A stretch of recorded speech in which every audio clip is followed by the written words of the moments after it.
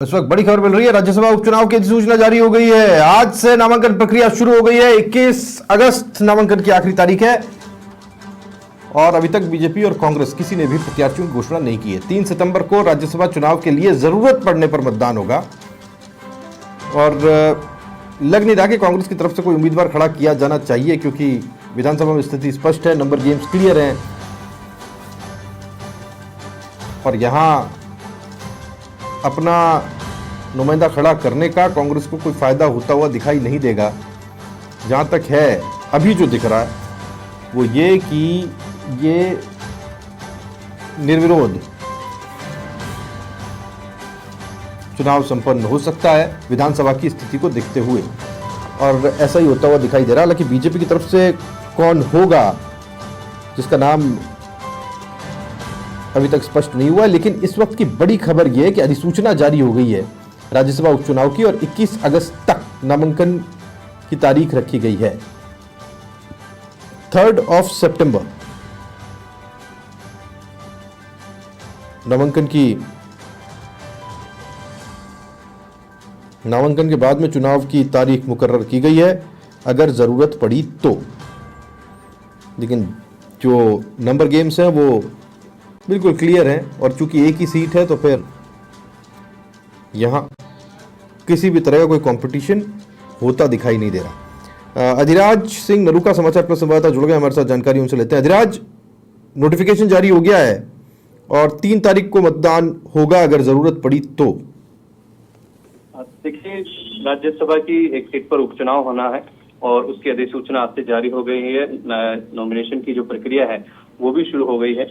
हालांकि दोनों ही पार्टियों की तरफ से, कांग्रेस और बीजेपी की तरफ से प्रत्याशियों की घोषणा नहीं की गई है।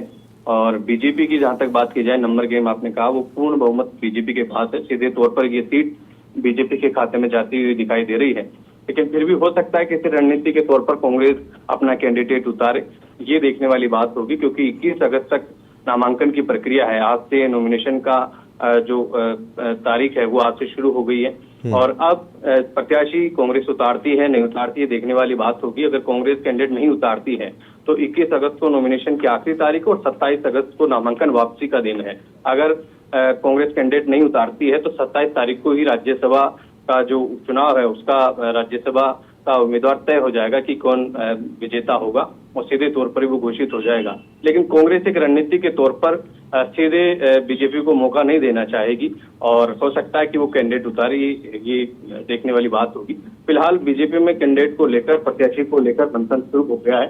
कुछ ऐसे चेहरे हैं, ऐसे नाम हैं जो सीधे तौर पर हवा में नजर आ रहे हैं। वो नाम है राजेंद्र राठौड़, सतीश पूनिया, अलका सिंह और अरुण चतुर्वेदी। इन 4 नामों की प्रमुखता से चर्चा है और मानकर चला जा रहा है कि अगले 2 दिन में कभी भी बीजेपी की कोर कमेटी की मीटिंग होगी और उसमें नाम फाइनल किया जाएगा।